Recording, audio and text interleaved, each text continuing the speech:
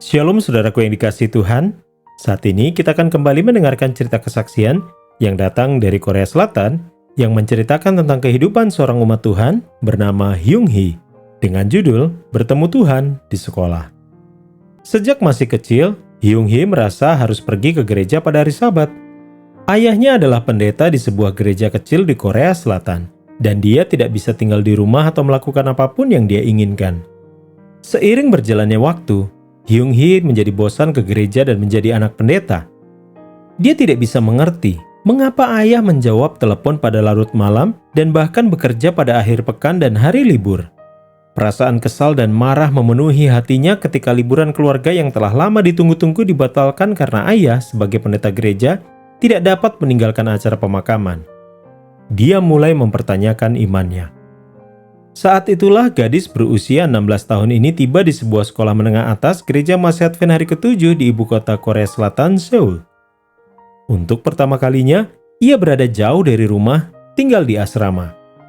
Untuk pertama kalinya, dia belajar di sekolah Advent.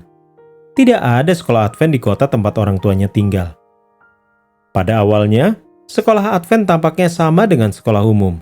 Perbedaannya bahwa para guru percaya kepada Tuhan dan para siswa berkumpul secara teratur untuk beribadah. Namun, pada saat ibadah pagi, Hyung Hee mendengar pengumuman tentang sesuatu yang disebut Kneelers. Dia ingin tahu lebih banyak dan karena dia pemalu, dia meminta seorang gadis lain untuk pergi bersamanya ke Kneelers. Kneelers ternyata adalah pertemuan doa yang dipimpin oleh para siswa di ruang pertemuan sekolah menengah Advent yang terletak di kampus yang sama dengan sekolah menengah atas. Ruang konferensi memiliki bangku-bangku seperti gereja. Sekitar 30 remaja, setengah perempuan dan setengah laki-laki duduk di bangku dan bernyanyi ketika Hyung Hee dan temannya tiba. Seorang anak laki-laki sedang bermain piano. Mulut Hyung Hee terenganga. Ia biasanya tidak bernyanyi saat ibadah di gereja tempat tinggalnya. Dia adalah satu-satunya remaja di sana. Tetapi remaja-remaja itu bernyanyi dengan keras. Ia belum pernah melihat antusiasme seperti itu.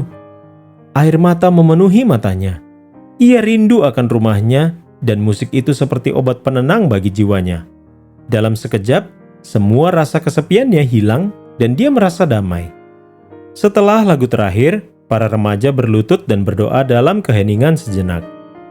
Kemudian beberapa remaja bergiliran bercerita tentang apa yang Tuhan lakukan dalam hidup mereka. Mulut Hyung Hee terenganga lagi.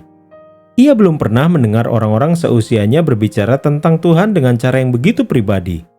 Ia berpikir, mereka masih muda, tetapi mereka memiliki iman dan percaya kepada Tuhan. Mereka mengasihi Tuhan meskipun ada pergumulan dalam hidup mereka. Setelah itu, para remaja dibagi menjadi beberapa kelompok kecil untuk berdoa. Di gereja asalnya, pikiran Hyung Hee biasanya melayang ke hal-hal lain saat berdoa. Tetapi para remaja ini jelas menikmati doa dan mereka berbicara kepada Tuhan dengan penuh semangat dan kesungguhan. Mulutnya kembali terenganga. Ketika pertemuan selama 1 jam itu berakhir, dengan lebih banyak lagu, Hyung Hee merasa takjub. Anak-anak muda ini lebih tulus dan berbakti kepada Tuhan daripada aku. Ia tidak sabar menunggu pertemuan berikutnya. Ia lalu berpikir, inilah iman yang hidup. Saya telah menemukannya. Beginilah kehidupan orang Kristen yang sesungguhnya. Ketika ia terus menghadiri pertemuan mingguan Kneelers, ia menemukan sukacita dalam menyembah Tuhan. Ia mulai menghabiskan waktu berjam-jam bersamanya, bernyanyi, mendengarkan lagu-lagu penyembahan dan berdoa. Dia merasakan kehadiran Tuhan untuk pertama kalinya. Dia menangis ketika dia merenungkan kasih dan pengorbanan Yesus yang luar biasa di atas kayu salib. Seiring berjalannya waktu, ia melihat para remaja dan guru-guru berdoa dengan sungguh-sungguh dan memuji Tuhan bahkan di tengah-tengah masalah. Dia terlibat dalam berbagai program rohani di sekolah dan bergabung dengan kelompok belajar Alkitab yang dipimpin oleh para siswa. Ketika ia menyelesaikan tahun pertamanya di sekolah menengah atas, Hyung Hee menemukan sukacita yang luar biasa dalam program-program penyembahan. Dia dengan penuh semangat berpartisipasi dalam persekutuan doa mingguan, kelompok studi Alkitab, dan kegiatan rohani lainnya. Gereja tidak lagi terasa melelahkan, dan ia selalu menantikan untuk pergi ke gereja setiap hari Sabat.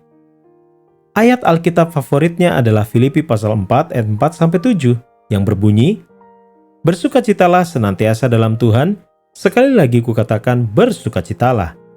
Hendaklah kelemah lembutanmu diketahui oleh semua orang. Tuhan sudah dekat. Janganlah hendaknya kamu khawatir tentang apapun juga, tetapi nyatakanlah dalam segala hal keinginanmu kepada Allah dalam doa dan permohonan dengan ucapan syukur.